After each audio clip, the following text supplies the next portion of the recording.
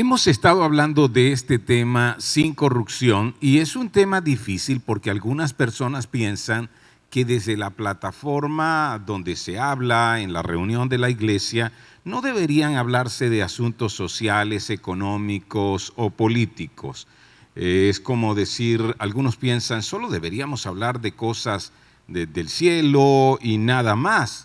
Entonces, si es así, ya he dicho, deberíamos callar a los profetas de la antigüedad y sus denuncias en contra de la mentira, de la injusticia, de la opresión hacia la gente que Dios ama. Por eso nosotros estamos dispuestos a entender el problema de la corrupción, porque la corrupción mata, la corrupción oprime, la corrupción empobrece. Y solo personas de mente cerrada no estarían dispuestas a reconocer la realidad. Si no reconoces la realidad, ¿cómo puedes enfrentarla? ¿Cómo puedes hacer algo para ser un agente de cambio? Ya hemos dicho, la corrupción es un problema que debe ser enfrentado primero espiritualmente. Es una batalla que en primer lugar es una batalla espiritual, que debe hacerse de rodillas, pero donde la oración se conecta con la acción. Hemos visto los factores que Transparencia Venezuela, 6 de los 12 factores que Transparencia Venezuela ha identificado como aquellos que configuran el patrón de corrupción en Venezuela. Y decíamos, estos son el monopolio en sectores económicos por parte del Estado, que se hace dueño y señor de los productos de primera necesidad, de los servicios básicos, y con esto pierde la capacidad. Luego entonces dijimos incentivos a la corrupción, y uno de estos incentivos es, por ejemplo, el control cambiario, que hizo de comprar dólares preferenciales, supuestamente para comida y para medicinas, hizo de todo esto un negocio. Por eso, pérdidas millonarias en contenedores con comida descompuesta en nuestros puertos, que para que tengas una idea, si se alineaban todos estos contenedores de comida que se perdió, se llenaba toda la vía que va desde La Victoria hasta Caracas con contenedores de lado y lado, sin contar los contenedores de medicinas vencidas. El otro es el gasto público discrecional. Así que si el Ejecutivo es el único que puede decidir lo que se gasta y cómo se gasta, sin pasar por controles, sin rendición de cuentas, que es otra cosa de lo que vamos a hablar, pues esto se da un foco de corrupción, inclusive pagos que se hacían en dólares en efectivo, maletas llenas de dólares en efectivo para realizar pagos. ¿Dónde se ve eso? Todo esto es entonces una puerta a la gran corrupción, el control cívico-militar. Militares en diferentes lugares del poder que con su mentalidad de subordinación solo están cumpliendo órdenes, diferente a la mentalidad de un civil que entiende el asunto de las libertades, por cierto, que entienda el asunto de las libertades, ¿ok? Y que puede decir, no, esto no puede hacerse, es contra la ley. Lo otro es estados de emergencia permanentes, estados de emergencia que fueron injustificados, incluso inconstitucionales, pero que daban poder solo a una persona para tomar decisiones que se tomaban, gobernar por decretos, sin ser regulados por otros poderes. Y recuerdan lo que he dicho, el poder corrompe. Eso no es solo un dicho, eso es algo que puede observarse. Y el poder ilimitado corrompe ilimitadamente. Lo otro son contrataciones irregulares. Sí, se hicieron contrataciones que solo sirvieron para dar ganancias a algunas personas. Y dimos ejemplos al respecto. Veamos los otros 6 factores que configuran este patrón de gran corrupción. El séptimo es impunidad institucionalizada. Impunidad es cuando no se castigan delitos o delincuentes. Cuando estas personas, estos delitos, no reciben ningún castigo. Y sabes, todos los poderes públicos, si están controlados por el Ejecutivo, eso incluye el control del Poder Judicial. Y lo primero que quebró en este país fue la justicia. Piensen en esto, ningún líder político del gobierno acusado de corrupción tiene sentencia firme en Venezuela. ¿Cómo puede ser eso? Los acusados en tribunales internacionales son premiados dentro del país. Octavo elemento, opacidad y ausencia de rendición de cuentas. Rendición de cuentas. En el año 2010 se dejaron de publicar los gastos públicos en Venezuela, se cambiaron leyes para reducir entonces los controles de los presupuestos y se crearon fondos para depositar ingresos petroleros, millonarios en dólares, sin ningún tipo de rendición de cuentas. Y desde el 2016, el gasto y la deuda y el presupuesto no pasan por los controles que ordena la Constitución. Desde el 2015, piensen en esto, solo 2 de los 32 ministerios han rendido cuentas. No se sabe a dónde va a parar el dinero. Número 9 de este patrón de gran corrupción, el impulso a la desinformación y esto que se llama hegemonía comunicacional. ¿Cómo nos enteramos de lo que está pasando si, por ejemplo, en Venezuela la información pública no existe y los medios son silenciados y asfixiados? Así cualquiera roba y nadie sabe, sino hasta años después, de todo lo que ocurrió ahí. ¿Ok? En 12 años se han cerrado 99 medios de comunicación y se han prohibido varios canales internacionales. Esto no es un secreto para ustedes. Esto es algo que leemos, que vemos todos los días. 33 medios impresos salieron de circulación, 10 periódicos cerraron y en 5 estados del país no existen medios impresos. ¿Dónde está el periodismo de investigación?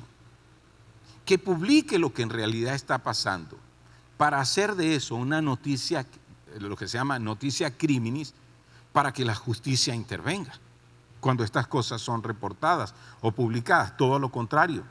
Si el periodista publica estas cosas, el periodista se le va a perseguir, se le va a encarcelar, y no solo a él, sino también a su familia.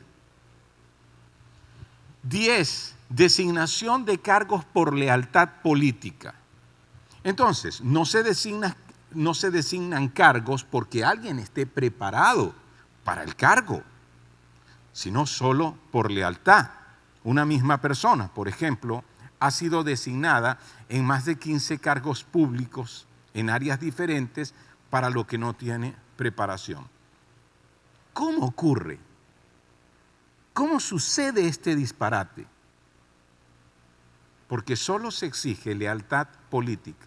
Voy a darles un ejemplo que ha sido muy sonado.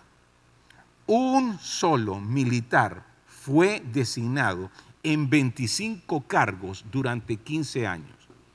Dime, ¿cómo se entiende que en 15 años esa persona haya sido designado en 25 cargos diferentes? ¿Quién puede tener la preparación para ejercer 25 altos cargos? Solo lealtad política. El número 11, red criminal transnacional. Y esto es algo de lo que todos sabemos, pero callamos. Lavado de dinero, contratos de financiamiento falsos y sobornos. Son más de 70 los casos de corrupción investigados en otros países y el punto de origen más común de ellos, ¿sabe cuál es? PDVSA. Esa empresa petrolera del Estado, que llegó a ser una de las 500 empresas mejor administradas y con mayor producción en el mundo, que hoy en día está quebrada. El último escándalo fue lavado de dinero con fondos de PDVSA a través de una gran joyería en Europa, operado todo el negocio desde Caracas. Se compraron relojes Rolex, Cartier, otras joyas de alto valor por cientos para lavar miles de millones de dólares. ¡Wow! Esto es criminal internacional, a lo que se le ha abierto las puertas. Número 12, el último de estos factores de patrón de gran corrupción es la violación de los derechos humanos y la criminalización de las protestas. Entonces, hay derechos humanos que han sido violados de los que nosotros ni nos enteramos. Ya he dicho, la corrupción mata y ha matado a miles de venezolanos. La corrupción mata y produce opresión, produce pobreza, produce pérdidas, que ha llevado a más de 6 millones de venezolanos, muchos de ellos saliendo a pie por las fronteras, los llamados caminantes, llevando su pobreza a cuesta y aumentándola en otros países. Es una violación de los derechos humanos los apagones apoteósicos que han derivado en desastres. Tome en cuenta esto, por ejemplo, de cada 3 hospitales, solo 1 cuenta con plantas eléctricas. Piensa entonces que allí, en ese hospital, está siendo intervenido quirúrgicamente tu hijo, tu mamá, tu cónyuge, y en ese momento se va a la luz. Solo quiero que pienses que una de sus principales cavidades está abierta y en ese momento se va a la luz y no hay una planta eléctrica. Otra persona que morirá, producto de la corrupción. Porque cuando tú analizas las cifras de miles de millones de dólares que han sido invertidos para que eso no ocurra en nuestros hospitales, que supuestamente salió el dinero para esas plantas eléctricas que nunca llegaron, es una violación a los derechos humanos. Venezolanos que tienen años sin ver agua salir de sus grifos. Y que uno dice, pero si antes salía agua de allí, y si se ha invertido tanto supuestamente en contratos millonarios para eso, ¿por qué está ocurriendo? Mire, usted no tiene que ir tan lejos. En uno de los sectores cercanos aquí, a donde estoy hablando, cuando le pregunto a la gente, ¿cuánto tiempo tienen sin agua? Años. Años. Eso contribuye a la insalubridad, a enfermedades. Toma estos datos. Se estima que 1.557 personas fallecieron por falta de insumos en los hospitales en solo 4 meses. 1.557 personas. Uno se pregunta, ¿dónde está el dinero que debió invertirse para mejorar estos servicios? ¿Dónde están los esfuerzos para detener esta catástrofe?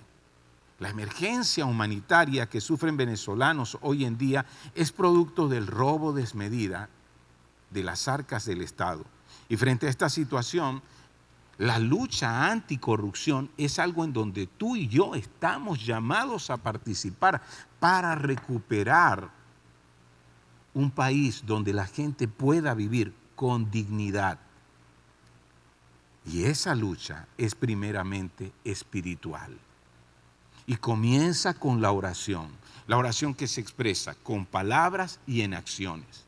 Eso se aplica en todo. Si usted solo ora pero no actúa en función de lo que ora, su oración o es un escape como mínimo o es hipocresía. Eso se aplica si usted ora por sus hijos. Usted ora por sus hijos, pero no está haciendo nada para darles afecto, ejemplo, instrucción y disciplina. Eso se aplica si usted ora por su matrimonio. Usted ora por su matrimonio, pero no le da prioridad, pero no se esfuerza por mejorar continuamente su relación matrimonial. Pero no comparte toda su vida con la persona a quien se unió, pero está guardando secretos que dañan la relación. Usted puede orar mucho, pero si no actúa en función de lo que ora, nada ocurrirá. Lo mismo cuando oramos por esta nación. Lo mismo cuando oramos por estas cosas que nos parten el corazón. Vamos a repasar las oraciones que se han publicado durante esta semana en nuestra campaña de oración de Venezuela sin corrupción. Y aquí está la oración del día 8. Voy a leer cada oración, pero quiero que tú me acompañes. Vamos a hacerla desde el corazón, como una petición, como una súplica, como un clamor que hacemos delante de nuestro Dios. Vamos a entrar en el lugar secreto donde Él nos oye, confiando que nos escucha, porque Él nos pregunta, ¿qué quieres que haga por ti? ¿Qué quieres que haga por eso que te indigna justamente? ¿Oras conmigo esta oración? Señor, haz brillar a los jueces y fiscales que mantuvieron su integridad, que mantuvieron su valentía, aplicando justicia a pesar de las amenazas y peligros que esto representó para su vida. Premiales con bendición, porque tú eres el juez eterno. Aleluya. Y ahora vamos a declarar la palabra de Dios, que aparece en 2 de Samuel 22, desde el versículo 21. Estas son palabras del rey David, después de toda una historia enfrentando a sus enemigos, los enemigos de su pueblo. Esas son sus palabras. Él dice, el Señor me recompensó por hacer lo correcto. Me restauró debido a mi inocencia, pues he permanecido en los caminos del Señor. No me he apartado de mi Dios para seguir el mal. David aquí expresa, Dios retribuye la fidelidad. Dios retribuye con bendición tu decisión de caminar, alineando tu corazón con el de Él. Y luego dice, he seguido todas sus ordenanzas, nunca he abandonado sus decretos, soy intachable delante de Dios, me he abstenido del pecado. Y uno pudiese pensar, hey David, ¿qué estás diciendo? Estás presentándote como quien nunca ha pecado. Básicamente Él lo está diciendo en este contexto, porque en otros salmos, Él reconoce sus pecados, Él reconoce sus faltas ante Dios. Esa falta que fue la más grave, orquestar la muerte de un hombre llamado Urías, después de haberse involucrado en una relación de adulterio con la esposa de ese hombre, llamada Betsabé. Y en el Salmo 51 tú ves su confesión y su arrepentimiento. En el Salmo 55. Pero básicamente David reconoce algo. Si queremos caminar rectamente delante de Dios, no podemos hacerlo con nuestras propias fuerzas. Debemos hacerlo contando con las fuerzas del Señor. ¿Sabes? Si tú no quieres caer en las trampas, en las tentaciones, en las presiones de la corrupción que vivimos hoy, necesitas depender del Señor. Necesitas confiar en Él, confiar que lo que Él te ofrece es más que lo que te ofrece el mundo alrededor. Y necesitas tomar la decisión de obedecerle. Esto a veces significa una crisis de voluntad,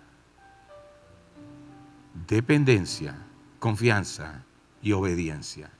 Y sigue diciendo David, con los fieles te muestra fiel, a los íntegros les muestras integridad, con los puros te muestras puro, pero te muestras hostil con los perversos.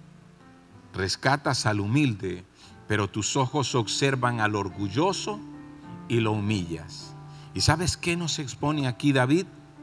Él está enunciando los principios básicos que el Señor sigue para liberar y juzgar a su pueblo. Así es Dios. Si tú eres fiel, Él se mostrará fiel. Si tú eres íntegro, Él se mostrará íntegro contigo. Si en tu corazón hay pureza, sabes, Él también traerá delante de ti su presencia con un corazón puro. Pero si te muestras hostil, si te muestras perverso, que haces mal a otros con egoísmo sin importar lo que le ocurra, Él entonces va a ser hostil contigo. Si te muestras humilde, Él te rescata. Pero si te muestras orgulloso, ¿sabes qué? Él se distancia de ti y finalmente te humilla. Y esto es lo que David está reconociendo aquí. En este salmo que está en 2 de Samuel, en el capítulo 22, que por cierto es un salmo casi idéntico al que aparece en Salmos en el capítulo 18. Vamos al día 9, lo que oramos el día 9. ¿Te unes conmigo? Levántate y haz justicia sobre los que se aprovecharon del dinero de este país. Hazlo, Señor. Se aprovecharon del dinero de este país para sembrar destrucción, maldad y violencia en las naciones de la tierra, sobre todo entre nuestros vecinos. Por eso te pedimos, levántate y haz justicia. Y ahora vamos al Salmo, en el capítulo 7. Dice, levántate, Señor, en tu ira. Enfréntate al furor de mis enemigos. Despierta, oh Dios, e imparte justicia.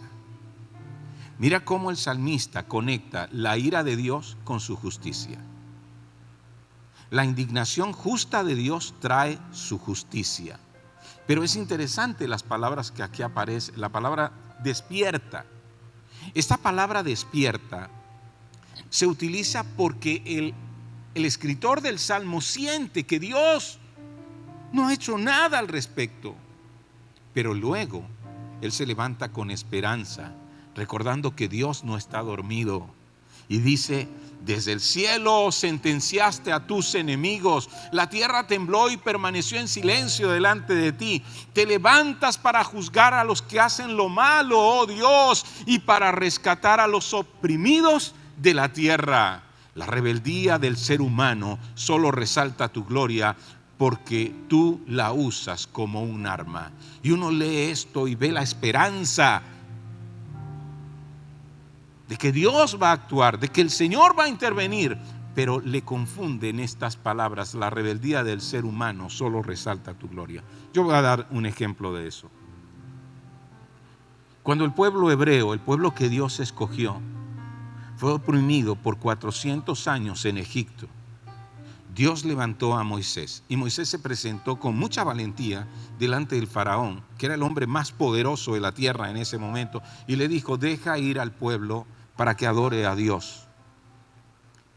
Y lo que nos cuenta el relato bíblico es que Faraón endureció su corazón y más bien puso más trabajo forzoso para este pueblo de Moisés, el pueblo de Dios. Y sabes, ante la rebeldía de ese ser humano, Faraón, Dios mostró su gloria y trajo eso que sabemos, las 10 plagas. Y sabes que varias de estas plagas estaban humillando a los dioses egipcios. Es como que Dios dijo, ahora voy a demostrar que mi gloria es mayor a la gloria de Faraón y que mi gloria es mayor a los dioses falsos de los egipcios.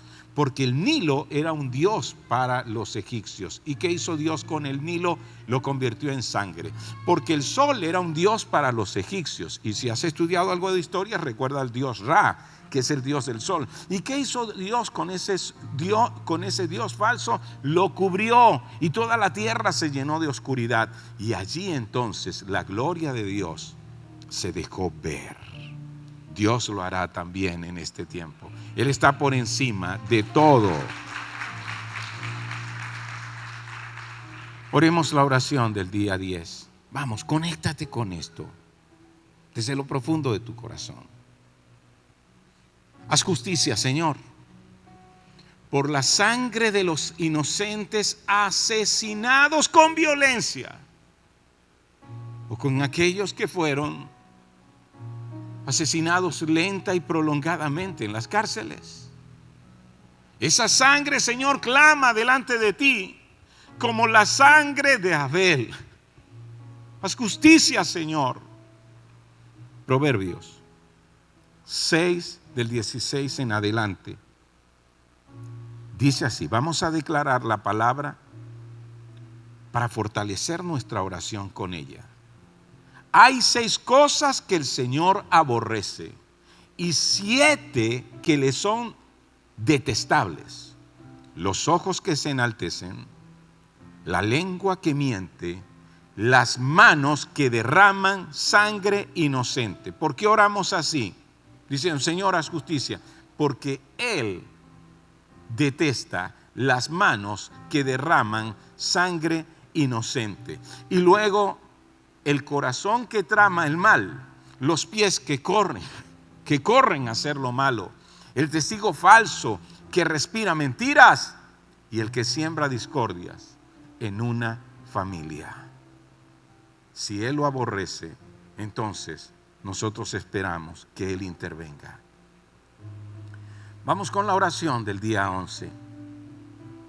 El Señor dijo, donde están 2 o 3 reunidos en mi nombre, si se ponen de acuerdo por todo lo que pidieren, les será hecho por nuestro Padre Celestial. ¿Podemos ponernos de acuerdo hoy para orar de esta manera? Somos más de 2 o 3 aquí. Padre, seguimos pidiéndote. Persigue a los que usando su autoridad de gobierno militar no la honraron, no infundieron temor a los que hicieron lo malo, no premiaron a quienes hicieron lo correcto, sino que se sirvieron a sí mismos con la más grande avaricia.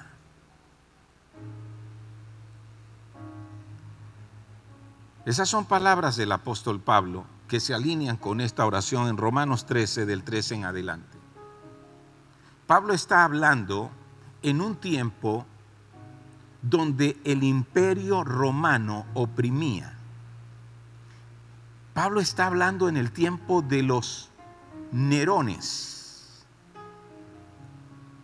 Y ahora escribe cómo debería funcionar un gobierno. Y Pablo dice, pues las autoridades no infunden temor a los que hacen lo que está bien. Pablo está mostrando lo que es el deber ético de toda autoridad. No infundir temor a los que hacen el bien, sino en los que hacen lo que está mal. ¿Quieres vivir sin temor a las autoridades? Haz lo correcto y ellas te honrarán. ¿Qué se espera de las autoridades? Que aquellos que están haciendo lo correcto sean honrados, es decir, sean felicitados, sean premiados de alguna manera. Qué triste es un país donde la gente que trata de hacer lo correcto tiene que sentir miedo cuando un funcionario público lo visita. Tiene que sentir miedo en una alcabala porque le van a quitar lo que le ha costado su sacrificio. O van a pedirle alguna coima. Y sigue diciendo Pablo, las autoridades están al servicio de Dios para tu bien. Escuche eso, las autoridades están al servicio de Dios para tu bien, porque algún día tendrán que responder delante de Dios. Y porque deben beneficiar a la gente, porque son funcionarios, son servidores. Pero si estás haciendo algo malo, advierte Pablo, por supuesto que deberías tener miedo, porque ellas tienen el poder para castigarte. Pero sigue recordando, están al servicio de Dios para cumplir el propósito específico de castigar a los que hacen lo malo. Qué triste un país donde los que hacen lo malo están en libertad. Pueden seguir haciendo y deshaciendo solo pagando algo para mantener su capacidad de acción.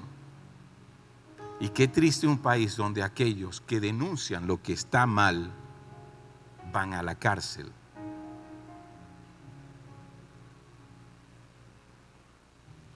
Vamos a hacer la oración del día 12. Ven conmigo.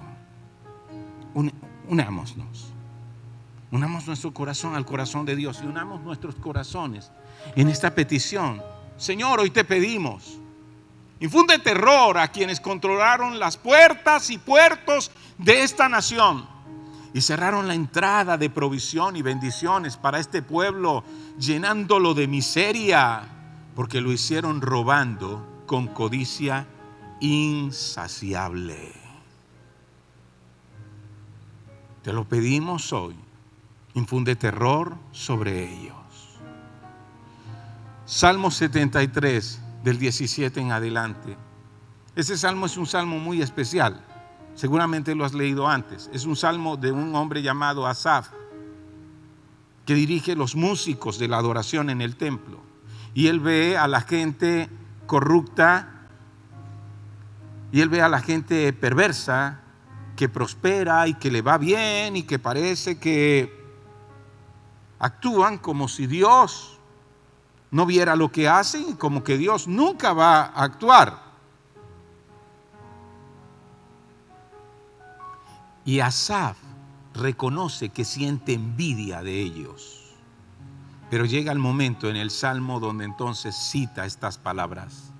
Hasta que entré en el santuario de Dios, allí comprendí cuál será el destino de los malvados. Cuando tú te indignas, cuando inclusive sientes envidia por quienes prosperan en su corrupción y en su maldad y parece que viven bien y te preguntas, ¿de qué vale que yo haga lo bueno? ¿De qué vale que yo sea honesto? Mira, este es un tramposo, es un delincuente, es un corrupto y mira cómo vive a sus anchas. Pues te voy a decir algo. ¿Sabes qué debes hacer en ese momento? Entrar al santuario de Dios, porque solo allí vas a lograr ver y comprender lo que no has visto, lo que no has comprendido. ¿Sabes qué es eso? Entrar en la presencia de Dios, en oración, en adoración, guardando silencio, escuchando su voz. Y dice, y allí comprendí cuál será el destino de los malvados. En verdad los has puesto en terreno resbaladizo y los empujas a su propia destrucción. En un instante serán destruidos totalmente, consumidos por el terror. ¿Estás entrando al santuario de Dios para comprender lo que no comprendes? Para recordar que de nada vale amasar riquezas mal habidas en este mundo, porque frente a la muerte eso se convierte en nada. Pero en cambio, cuando haces tesoros en el cielo, frente a la muerte, esa es tu herencia eterna. Amén. Vamos a la oración del día 13. Esta que ya hicimos esta semana. ¿Oras conmigo? Señor, mira aquellos que se colocaron insultantemente por encima de tu santa ley y de nuestras leyes justas, comportándose con arrogancia y creando leyes fraudulentas para su propio beneficio. Haz justicia, Señor. Salmos 94. Desde el versículo 20, es un salmo que habla de esto por lo que hemos orado. Es un salmo que señala las legislaciones injustas, los decretos que se hacen solo para el beneficio de quienes están en el poder. Mira lo que dice este salmo. ¿Acaso pueden los líderes injustos afirmar que Dios está de su lado? Los líderes cuyos decretos permiten la injusticia se unen contra los justos y condenan a muerte a los inocentes. Y eso ha ocurrido en nuestra nación. Pero el Señor es mi fortaleza, mi Dios es la roca poderosa donde me escondo. Dios hará que los pecados de los malvados se tornen contra ellos. los destruirá por sus pecados. El Señor nuestro los destruirá. Está diciendo, la destrucción viene como algo que se les devuelve. Y Dios en su justicia lo hace de esa manera. Los retribuye en base a su maldad y a su corrupción. Ahora vamos a la última oración, que es la que toca hoy, porque es la oración que hoy ha sido publicada para que la hagas en tu casa, en tu tiempo con el Señor. Y quiero invitarte a que estés de pie. Ven conmigo. Y vamos a orar así. Vamos, levanta tus manos conmigo y alza tu voz en esta oración. Padre, establece autoridades de gobierno que nos permitan vivir quieta y sosegadamente en toda piedad. Dile, Señor, te pedimos, establece autoridades de gobierno que nos permitan vivir una vida pacífica y tranquila. Una vida donde podamos expresar nuestra devoción a ti con libertad. Una vida, Señor, donde cada persona sea tratada con la dignidad de ser creado a tu semejanza. Se le otorgue el respeto.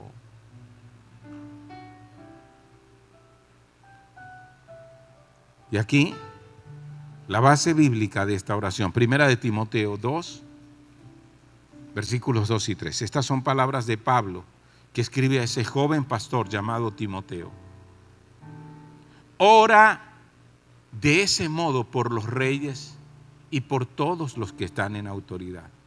Sabes, para poder orar por los gobernantes y por los que están en autoridad, tu corazón debe estar libre de resentimiento. El resentimiento no te lleva a ninguna parte, el resentimiento solo te daña a ti. Por eso es tan importante entregar estas cosas, soltarlas y dejarlas en las manos del Señor. Pero levantarnos para vencer el mal haciendo el bien, haciendo la diferencia. Pero así como tu corazón debe estar libre de resentimiento, debe también estar libre de temor, porque el temor nos paraliza, el temor nos silencia. Y una sociedad que guarda silencio ante el engaño, ante la injusticia, ante el robo, ante la destrucción, ante aquello que daña a sus hermanos, se hace cómplice de todo eso. Hay gente que me dice a mí, mire, si yo hubiese estado en la Alemania nazi, que persiguió y que asesinó a más de 6 millones de judíos de diferentes formas y finalmente en campos de concentración, yo hubiese abierto mi casa para esconder a estas personas y protegerlos. Y yo pienso, ¿será verdad? Si no hacemos nada frente a todo lo que está ocurriendo. Recuerde, libre de resentimiento, pero libre del miedo. Libre del miedo. Los gobernantes injustos se ven como gigantes delante de nosotros solo si los vemos de rodillas.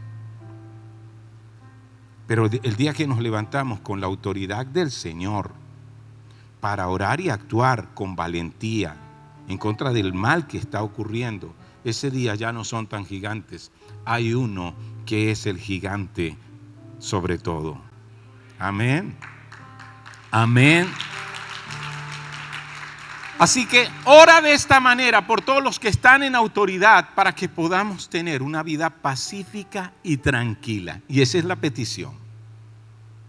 Caracterizada por la devoción a Dios, que tú puedas mostrar tu fe trabajando, estudiando, emprendiendo, que tú puedas mostrar tu vida de fe caracterizada en la forma como haces negocios, en la manera como crías a tus hijos, cómo levantas una casa para formar un hogar, cómo nos reunimos para adorar y bendecir nuestras ciudades.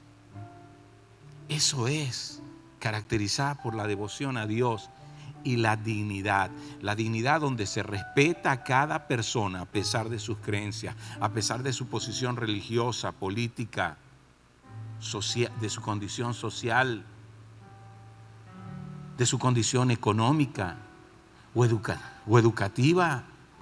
Eso es dignidad, porque los vemos como creados a la imagen y semejanza de Dios.